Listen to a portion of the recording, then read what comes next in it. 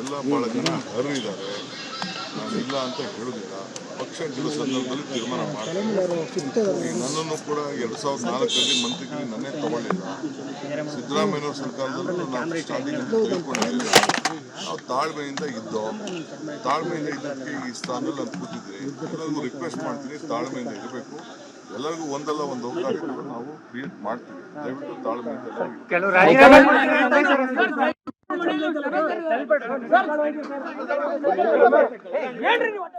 ಮುಖ್ಯಮಂತ್ರಿ ಡಿ.ಕೆ. ಶಿವಕುಮಾರ್ ಈಗ ತಾನೇ ಮಾಹಿತಿ ಕೊಟ್ಟರು. ಪಟ್ಟಿಯನ್ನು ಕಳಿಸ್ಕೊಟ್ಟಿದ್ದೀನಿ. ಕೆಲವರಿಗೆ ಅಸಮಾಧಾನ ಆಗಿರೋದು ನಿಜ, ಇಲ್ಲ ಅಂತ ನಾನು ಹೇಳಲ್ಲ. ನನ್ನನ್ನೇ 2 ಬಾರಿ ಮಂತ್ರಿಮಂಡಲಕ್ಕೆ ತಗೊಂಡಿರಲಿಲ್ಲ. ಆಗ ನಾನು ತಾಳ್ಮೆಯಿಂದ ಇದ್ದೆ. ಇವತ್ತು ಈ ಸ್ಥಾನದಲ್ಲಿ ಬಂದು ಕೂತಿದ್ದೀನಿ. ಹಾಗಾಗಿ ಎಲ್ಲರೂ ಕೂಡ ತಾಳ್ಮೆಯಿಂದ ಇರಿ, ಒಂದಲ್ಲ ಒಂದು ಅವಕಾಶ ಸಿಗುತ್ತೆ ಅಂತ.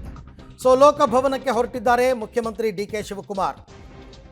ಅಳದು ತೂಗಿ ಎಲ್ಲ ಮಾಡಿ ಫೈನಲ್ ಪಟ್ಟಿ ಕಳಿಸ್ಕೊಟ್ಟಿದ್ದಾರೆ. ಸಚಿವ ಸ್ಥಾನ ಸಿಗದ್ದಕ್ಕೆ ಅಸಮಾಧಾನ ಆಗಿದ್ದಾರೆ ಕೆಲವರೆಲ್ಲರೂ ಕೂಡ.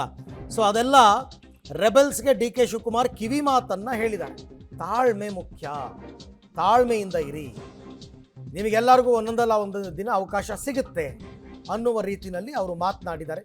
ಯಾರ್ಯಾರು ರೆಬಲ್ಸ್ ಆಗಿದ್ದಾರೆ, ಯಶವಂತರಾಯಗೌಡ ಪಾಟೀಲ್ ಆಗಿರ್ಬೋದು, ಬೇಳೂರು ಗೋಪಾಲ್ ಕೃಷ್ಣ, ತನ್ವೀರ್ ಸೇಠ್, ಪ್ರಿಯಾ ಕೃಷ್ಣ, ಎಲ್ರಿಗೂ ಕೂಡ ತಾಳ್ಮೆಯಿಂದ ಇರಿ ಅಂತ ಡಿ.ಕೆ. ಶಿವಕುಮಾರ್.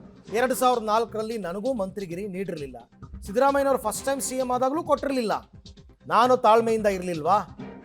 ಇವತ್ತು ಈ ಸ್ಥಾನದಲ್ಲಿ ಕೂತಿದ್ದೀನಿ, ಮುಖ್ಯಮಂತ್ರಿ ಸ್ಥಾನದಲ್ಲಿ ಕೂತಿದ್ದೀನಿ, ನಿಮಗೂ ಅವಕಾಶ ಸಿಗುತ್ತೆ ಅಂತ ಅಸಮಾಧಾನಿತರಿಗೆ ಸಿ ಎಂ ಡಿ.ಕೆ. ಶಿವಕುಮಾರ್ ಕಿವಿ ಮಾತನ್ನು ಹೇಳಿದ್ದಾರೆ ಇವತ್ತು. ಅದು ಸಹಜ. ನಾನು ಆವಾಗಿಂದನೂ ಹೇಳ್ತಾ ಇದ್ದೀನಿ, ಯಾವುದೇ ಪಕ್ಷ ಇರಲಿ, ಸಂಪುಟ ವಿಸ್ತರಣೆ ಆದಾಗ ಅಸಮಾಧಾನ ಆಗ್ತಾರೆ. ಎಲ್ರಿಗೂ ಅವಕಾಶ ಕೊಡೋಕ್ಕಾಗಲ್ಲ ಅಲ್ವಾ?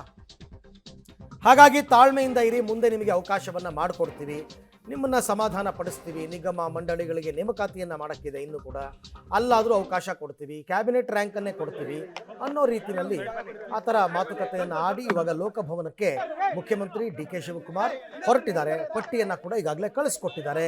ಸಿದ್ಧತೆ ಎಲ್ಲವೂ ಕೂಡ ಲೋಕಭವನದಲ್ಲಿ ನಡೆದಿದೆ. ಒಬ್ಬೊಬ್ಬರಾಗಿ ಕುಟುಂಬಸ್ಥರೆಲ್ಲ ಆಗಮಿಸ್ತಾ ಇದ್ದಾರೆ. ಕಾರ್ಯಕ್ರಮ ನಡೆಯುತ್ತೆ.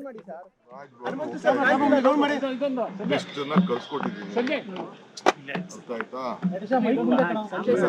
ಜಾಸ್ತಿ ಜನ ಶಾಸಕರಿದ್ದಾರೆ, ಎಲ್ಲ ಬಹಳ ಜನ ಅರಿವಿದ್ದಾರೆ. ನಾನಿಲ್ಲ ಅಂತ ಹೇಳುದಿಲ್ಲ. ಪಕ್ಷ ಕೆಲವು ಸಂದರ್ಭದಲ್ಲಿ ತೀರ್ಮಾನ ಮಾಡ್ತಾರೆ.